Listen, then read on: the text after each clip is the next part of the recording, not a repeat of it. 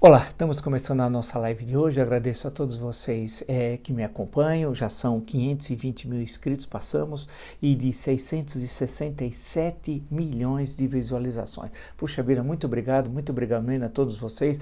E nesse espaço é um espaço de reflexão política, passa pela economia, pelo jornalismo, pelo mundo jurídico, né, pela cultura, para tentar entender o que está acontecendo com o nosso país, né? E se você gosta desse conteúdo, indica uma amiga, um amigo. É fácil, o blog do Vila, Marco Antônio Vila, diga para ativar as notificações, que é aquele sininho, colocar like no que vocês gostaram e usar com vocês bem fácil numa discussão de alto nível, uma reflexão sobre o Brasil, debatendo, sugerindo, contando suas angústias, né? Porque todos nós, é difícil dizer alguém que está satisfeito com o que está ocorrendo no Brasil. Há uma enorme angústia e temos de enfrentar para superar esse momento. Lembro também que a última entrevista que nós postamos é muito interessante, é com o ministro da Defesa, Raul Jungmann, discutindo questões que envolvem a Amazônia, porque é tema mais atual do que a questão amazônica, né?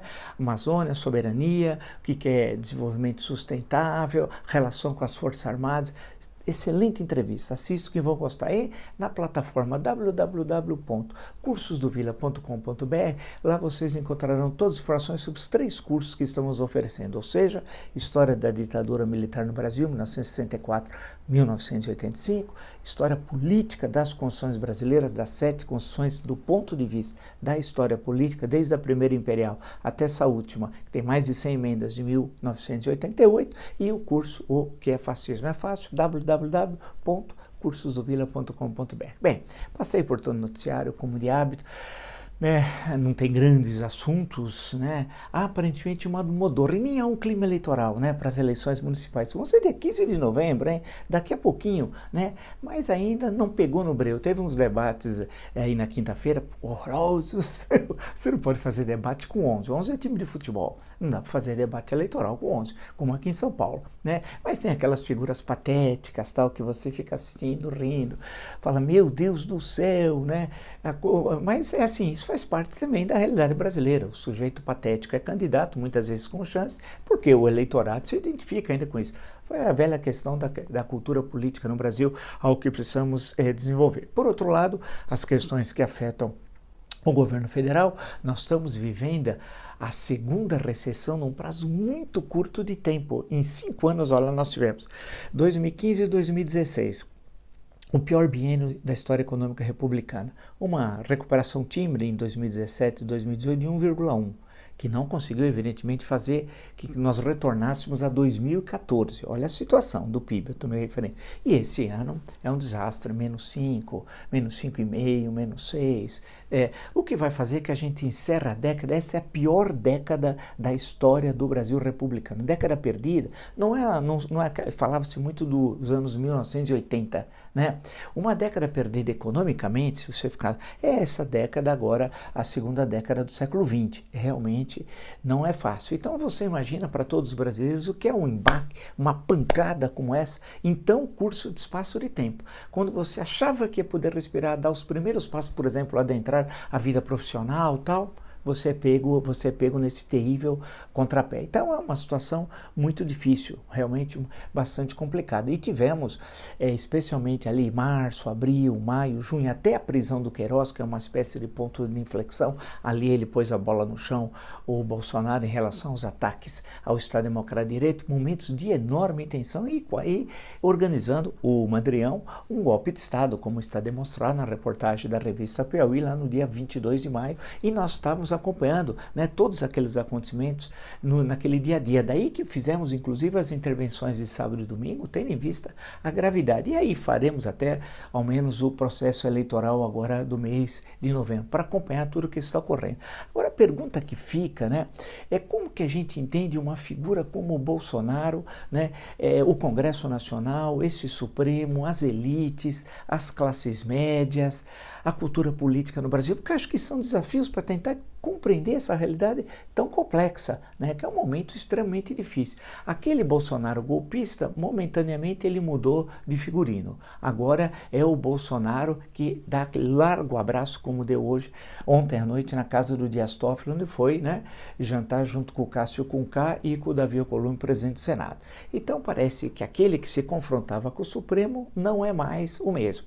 Ele, em algumas semanas, mudou. Agora ele é uma outra pessoa. Evidentemente que quem conhece a figura do Bolsonaro, eu conheço, creio que vocês também conhecem, ao longo de 30 anos de vida parlamentar, inexpressiva, vale destacar, ele nunca comungou com a Constituição de 1988, com o Estado Democrático de Direito. Pelo contrário, sempre desprezou as leis, o ordenamento legal. Lembra como ele tirava sarro, gozava daqueles que pagavam imposto de renda, dizendo, eu não faço isso. Lembra quando ele propôs o fuzilamento do então presidente Fernando Henrique Cardoso, defendeu torturadores, ditaduras, e muito dessas ideias, vamos chamar assim, ele repetiu a partir de 1º de janeiro do ano passado, quando tomou posse como presidente da República. Mas a questão que faz, acho que é colocado para todos nós, o porquê daquele panorama eleitoral de 2018? Eleição tem preço, hein?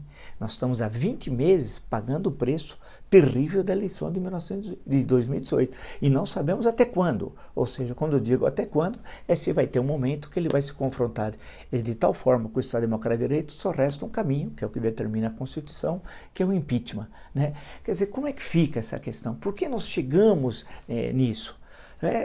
De um lado, a transição regime civil para regime militar para o regime civil, ali nos anos 90, na primeira metade dos anos 1980, já no final do governo Figueiredo, né, o Figueiredo foi no regime militar que governou por mais tempo, 6 anos, né, devido à mudança que ocorreu no mandato presidencial pelo pacote de abril de 1977. Ele governou de 1979 a 1985, 15 de março de 79, 15 de março de 85.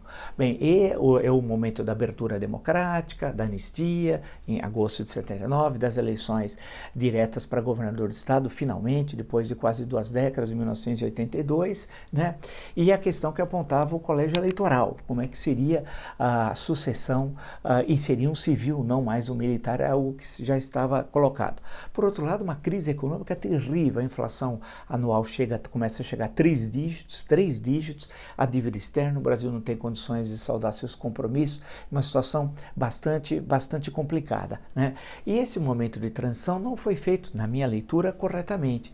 Quando se passou, e aí deve-se em parte ao acidente da morte de Tancredo Neves a 21 de abril de 1985. E ninguém, não chega a tomar posse nas vésperas, no dia 14 de março, ele acaba internado no Hospital de Brasília, passa por várias operações, algumas lá, a maior parte aqui em São Paulo, 7 operações no total, e morre a 21 de abril, um domingo. Bem, a questão que se coloca é que a transição foi feita por alguém que não era o elemento mais adequado para tal fragilidade política, né? Não tinha liderança e era alguém do velho regime. José Sarney, né? Isso fez com que nós tivéssemos uma transição mais longa. Se vocês compararem com a transição na década anterior de Portugal, da Espanha, saindo dos regimes autoritários, a nossa certamente foi longuérrima, né? A eleição presidencial só ocorreu 4 anos depois, em 1989. Era para ocorrer em 88, era promessa da Aliança Democrática, que levou Tancredo, ou levaria Tancredo, à presidência da República, porém, isso acabou não ocorrendo. E os 5 anos foram conquistados pelo Sarney na Assembleia Nacional Constituinte, porque o acordo da Aliança Democrática eram 4. E se a eleição tivesse sido em 1988, eu insisto, eu já comentei um dia isso com vocês lá atrás, o resultado teria sido outro.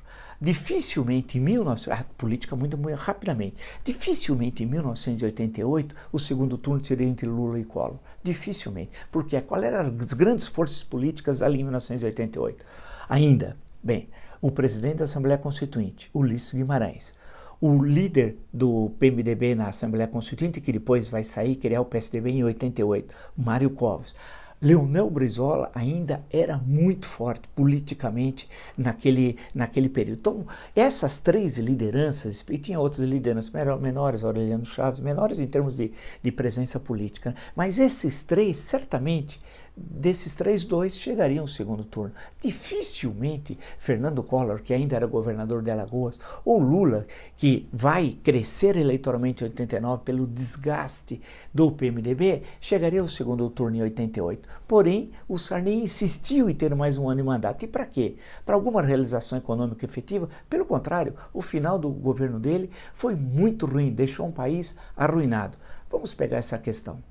o Sarney, quando entrega o governo, 15 de março de 1990, só na primeira quinzena daquele mês a inflação foi de 84%. Numa quinzena, a inflação anual já atingiu 4 dígitos. 4 dígitos. Então foi a ruína econômica. Permanecer mais um ano para quê? Ele fez 3 planos de estabilização e os 3 fracassaram. Plano Cruzado 1, Plano Cruzado 2, porque logo depois foi depois de 15 de novembro de 1986, o Cruzado 2, Plano Bresser em 1987 e o Plano Verão, já quando o Maílson da Nóbrega era o ministro da Fazenda. Foi um fracasso. E ele estendeu, queria mais um ano de mandato, e fica a pergunta, que ele nunca respondeu, para quê? Porque se fosse no sentido de consolidar ganhos, vitórias, crescimento econômico do seu governo, alguém poderia dizer assim, isso poderia explicar. Porém, não foi isso. O seu governo foi marcado 5 anos por sucessivas crises políticas, porque a Assembleia Constituinte, que começou em fevereiro de 1987, só encerrou seus trabalhos quando foi promulgada a Carta em 1988, a 5 de outubro. 20 meses. É difícil encontrar uma Assembleia Constituinte tão longa na história. Eu, sinceramente, não conheço em país democrático uma Assembleia Constituinte tão longa como a nossa.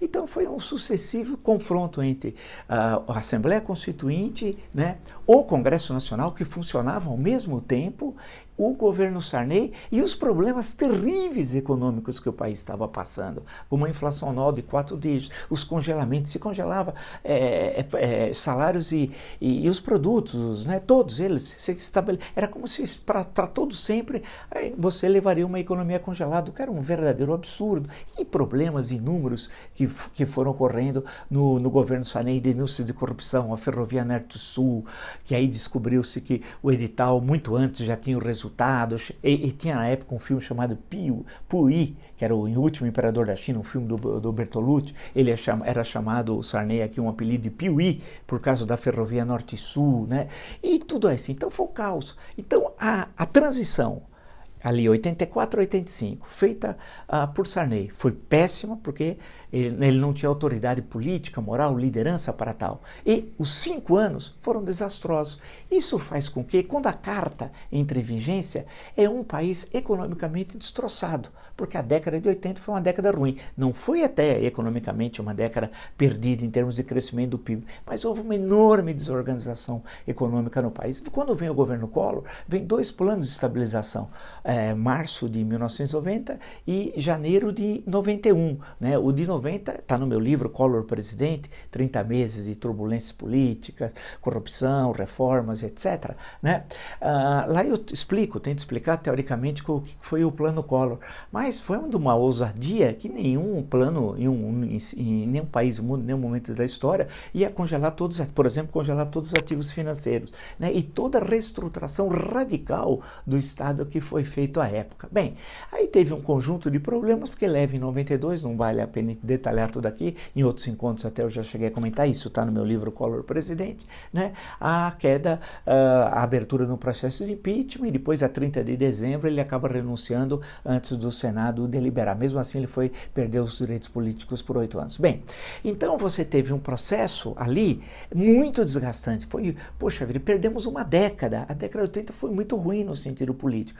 Nós poderíamos ter dado o grande salto de combinar democracia, enfrentamento da corrupção e uma boa gestão econômica, e voltarmos a pegarmos o trilho do desenvolvimento econômico que tínhamos perdido no final dos anos 1970. Porém, isso não ocorreu. E aí a conta tem de ser espetada no quinquênio José Sarney.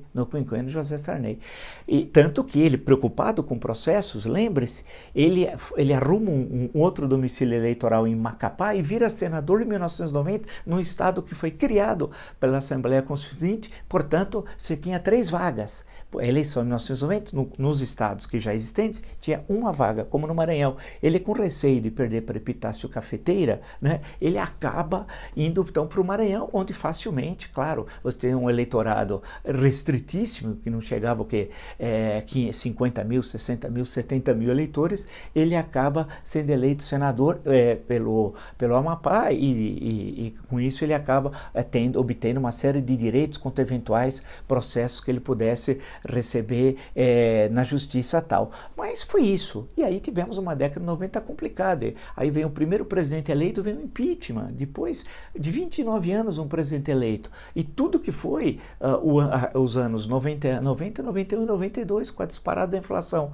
Aí tivemos ainda o período do Itamar Franco, que conseguiu, e o Itamar é o principal presidente da redemocratização, né, a fazer um governo de união nacional, só teve na oposição o Antônio Carlos Magalhães e o PT, né, e impor o Plano Real, que era radicalmente distinto dos planos de estabilização, e conseguiu, algo que eu achava quase que impossível, né, acabar com a inflação e começar paulatinamente a reestruturar o Estado brasileiro. A gestão Fernando Henrique poderia ter sido muito melhor do que foi, e hoje a distância da história permite, especialmente o segundo mandato, que foi muito ruim. Se vocês olharem, um dia desse eu vou pegar o ministério do Fernando Henrique em dezembro de 2002, é algo de chamar a polícia, chamar o PROCON, qualquer coisa, é um negócio assim inacreditável, horroroso.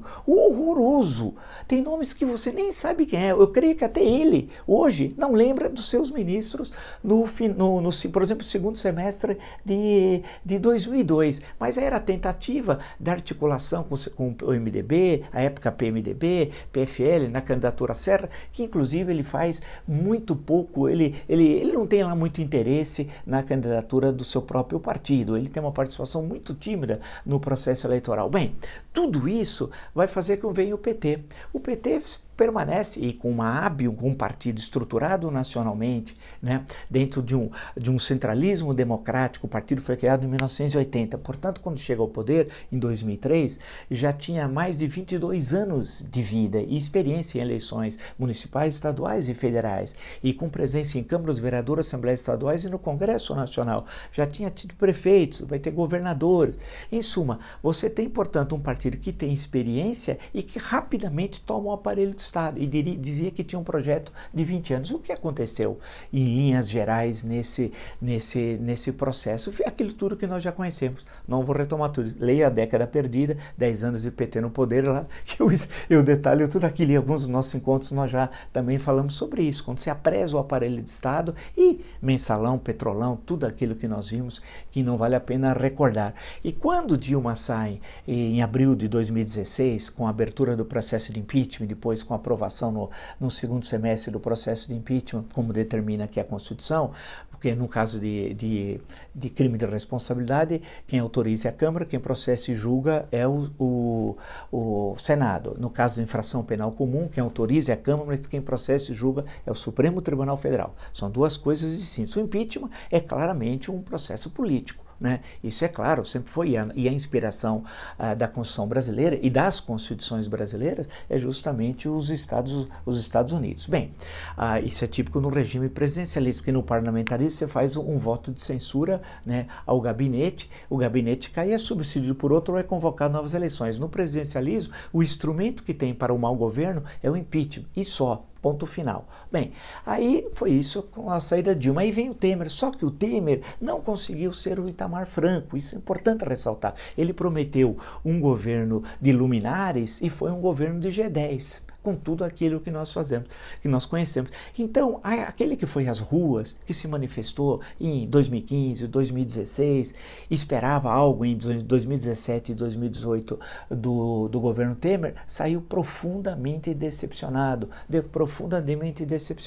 E aí o processo eleitoral de 2018 é produto da decepção, com a desmoralização do Estado Democrático de Direito, com o fracasso econômico, com a crise econômica de 2015, 2016. Ressalto novamente, é o pior biênio da história do Brasil republicano, com o fracasso do governo Temer e sem encontrar naquelas alternativas do campo democrático alguém que tivesse identificação com essa angústia, né, com esse desejo de mudança e ao mesmo tempo essa leitura crítica do passado recente do Brasil. Vamos chegar então agora ao glorioso Mandrião. Vamos lá. A questão, portanto, que se coloca é que ninguém levava a sério o Mandrião, né? O obtuso, o parvo, o Bolsonaro. Eu mesmo tive encontro com ele em 2017, onde trabalhava durante 40 minutos. Eu fiquei realmente assustado com a mediocridade. Eu sei que normalmente os políticos brasileiros, o nível é muito baixo, né? Eles têm dificuldade de entender coisas básicas, tal. Eu sei, não deve ser fácil estar no executivo e ter de negociar com o legislativo. A gente sabe que nós perdemos aquelas grandes figuras históricas do legislativo brasileiro, né? Antigamente você tinha 30, 40 grandes parlamentares em cada legislatura. Hoje tem quantos? Né? Muito poucos, né? Então, a questão que se coloca é que venha eu conversei com o Bolsonaro, eu falei 40, ele não sabia nada.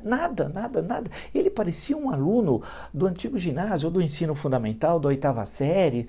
Ele não tinha noções básicas, quais eram as atribuições do Congresso, do Executivo, do Judiciário. Era uma coisa, ele não sabia o que era setor primário, secundário, terciário da economia, ele não sabia nada. Eu vi tudo aquilo, levei meio na galhofa, na brincadeira, né? E falei, olha, esse daí não deve ter vida longa no futuro processo eleitoral, que seria em 2018, no ano que vem, isso foi em 2017. Porém, eu estava redondamente, estava tudo errado. Por quê? Porque o eleitorado estava de tal forma desiludido com os políticos tradicionais que identificam nele algo que ele nunca foi, a nova política. Porque a nova política, dentro dessa ideia, até um pouco ingênua dos eleitores, era uma ideia de mudar tudo. Ninguém chega no parlamento ou no executivo e muda tudo. Democracia é negociação. Que precisava alterar as relações executivo-legislativo, é evidente. Mas esse é um processo que você constrói. Você não chega lá e muda tudo, né? O que aconteceu com os parlamentares que iam mudar tudo lá? No caso da Câmara dos Deputados, por exemplo, vinculados ao Mandrião. Quem eles são? São ridículos, patéticos, não mudaram coisa alguma, né? Nada disso, né? A questão é muito mais complexa. Você precisa construir uma teia de relações e ter um projeto, porque o Bolsonaro queria mudar tudo como? Ele queria destruir aquilo, destruir ou remodelar tudo aquilo, mas ele tinha o que para colocar no lugar? Não tinha nada. Nada. Não existe bolsonarismo. Colocar ismo é exagero. Tem bolsonaristas. Como eu sempre disse aqui, estou dizendo isso há meses, né? Porque o ismo dá a ideia de um conjunto orgânico de ideias. Ele nunca teve conjunto algum. Então, quando ele chegou ao poder, ele, ali já no final da campanha eleitoral, né, ele precisava de alguém, foi o nosso comentário de ontem, que fizesse a ponte com o grande capital. Esse alguém era o Guedes. Hoje o Guedes é nada. O Guedes tem a contagem regressiva de quando ele vai sair. Se vai ser na segunda-feira, na próxima segunda, depois das eleições municipais. Ele não vai permanecer no governo, isso é evidente. Mas ele não tinha a mínima capacidade de gerir a coisa pública. Bolsonaro, a mínima capacidade. Então nós demos um país, para a direção de um país, para um inepto, para um parvo, para um obtuso. Foi uma irresponsabilidade dos diabos dos eleitores, mas eles não têm culpa no fundo, porque as opções colocadas pelos eleitores, para os eleitores no processo eleitoral de 2018 não os seduziram, porque era aquilo identificado com o passado recente. Né? Não conseguiram mostrar que era uma mudança, e uma mudança firme, consistente, com propostas. Ficaram se preocupando com o tempo na televisão, quando parte dessa eleição foi decidida de outra forma. Né? Lembra as alianças de Geraldo Alckmin com o pessoal do Centrão? Centrão hoje que está tudo com o Bolsonaro, estava com o Alckmin em 2018, mas o Alckmin achou que era prioritário para ele, por exemplo, estou pegando ele como exemplo, podia falar dos outros candidatos, né? Que era prioritário ter o tempo na televisão, quer dizer, era aquela coisa que cheirava naftalina. Ele não estava entendendo, né? Não só que isso não era um elemento determinante naquele momento, como o sentimento popular, entender as pesquisas de opinião, ir às ruas, conversar com as pessoas. Então uma figura despreparada, absolutamente despreparada, como o Bolsonaro, né, foi crescendo nas pesquisas. De início achavam que é cavalo paraguaio. Não era. Venceu o primeiro turno, e aí no segundo turno foi colocado o eleitor, puxa vida, uma escolha de Sofia, uma coisa tenebrosa, né? Que era manter o projeto criminoso de poder, aquele que do mensalão e do petrolão, ou colocar um cidadão que na maior parte dos eleitores não conheciam, né? Mas que era aparentemente contra aquele projeto criminoso de poder. Por quê? Porque durante 2017, 2018, as rachadinhas, que já se sabia, não se explicou para o eleitorado, toda ação de violência ao Estado Democrático de Direito, o reacionarismo do Bolsonaro, né? Tudo aquilo foi levado na galhofa, A grande questão é que tudo aquilo fazia parte desse cidadão, do seu, entre aspas, pensamento, se é que é possível falar que isso dá uma consistência de pensamento. E aí criou-se essa dicotomia. E claro que naquele momento ninguém aguentava mais o projeto criminoso de poder petista e acaba voltando o Bolsonaro. Mas com a ilusão também, a maior parte dos eleitores, e eu entendo isso aí, de que ele seria controlado pelos militares, pelo Paulo Guedes, que era uma visão racional econômica, se falava, e pelo Sérgio Moro. O que acabou acontecendo? Ele se livrou do Sérgio Moro daquela forma humilhante, a 24 de abril desse ano, e veja o que aconteceu na reunião de 22 de abril, para mostrar que aquilo lá parece era uma malta, uma reunião de Al Capone, né? Aquela caterva reunida, se livrou do Moro. O Paulo Guedes hoje é um objeto de decoração, não tem a mínima importância, e os militares, ele submeteu os militares à sua vontade, os humilhando diuturnamente. Humilhou, acabou com os militares, né? Era um pouco o ressentimento que ele tinha, porque ele tem a cultura do ressentimento dele ter saído com desonra do exército como capitão, e aqueles que estavam na turma dele ter chegado a general de 4 estrelas. Então, ele tem um ressentimento, né?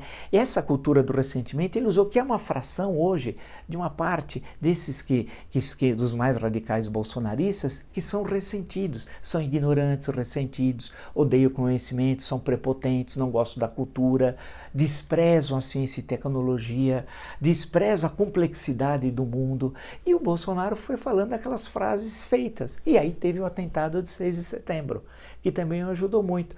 Então, hoje nós estamos pagando o preço da transição mal feita do regime militar para o regime civil, pagando o preço do governo Sarney, pagando o preço da primeira eleição presidencial em 1989, pagando o preço especialmente do segundo governo Fernando Henrique, que foi desastroso e aliado às elites mais reacionárias, pagando o preço do projeto criminoso de poder petista, que se aliou com o que havia de mais reacionário. Sarney foi um homem forte no governo Sarney, Renan Calheiros foi um homem forte no governo Sarney, e pagando o preço pela tragédia que foi o governo Temer.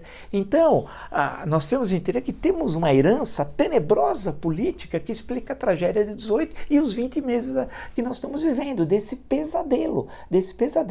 Portanto, eu quero só destacar, eu não coloco a culpa, entre aspas, do eleitor. Há uma questão histórica muito presente, que eu acabei de me reportar, que leva à encruzilhada tenebrosa, dramática de 2018. A questão que se coloca hoje é como nós vamos sair disso, porque o Bolsonaro, fanático extremista, ele mudou agora de roupa. Ele foi ao fundo do palco, né, lá na coxia, se trocou, agora ele é um democrata, mas um democrata ligado ao centrão e a negócios extremamente nebulosos lá de Brasília. E acho que com isso ele se preserva até 2022. E o país? E nós? Isso é zero. Estamos chegando a 150 mil mortos na Covid-19. Isso não tem a mínima importância. Vivemos a pior crise econômica da história republicana. Não tem a mínima importância. Não temos um plano para absolutamente nada. O governo é um caos. Não tem problema. Queria dar um golpe da pedalada no Fundeb e com os precatórios, mas parece que isso não tem a mínima importância para as elites brasileiras que estão lá em Brasília, né? A questão que se coloca até quando isso vai permanecer dessa forma. A história se movimenta, hein? Nós temos muitas surpresas, são as ironias da história e podemos ter ainda esse ano. Voltaremos em outros encontros para tratar dessa questão. Se você gostou dessa live e de tantas outras no meu canal e já se inscreveu, indica um amigo, blog do Vila, Marco Antônio Vila, diga para ativar as notificações, diga também que usar a página dos comentários e entre no www.cursodovila.com.br e lá tem 3 cursos que estamos oferecendo: História da ditadura militar no Brasil, a História política das constituições brasileiras e o que é fascismo. Vamos lá, nos encontramos então amanhã. Até!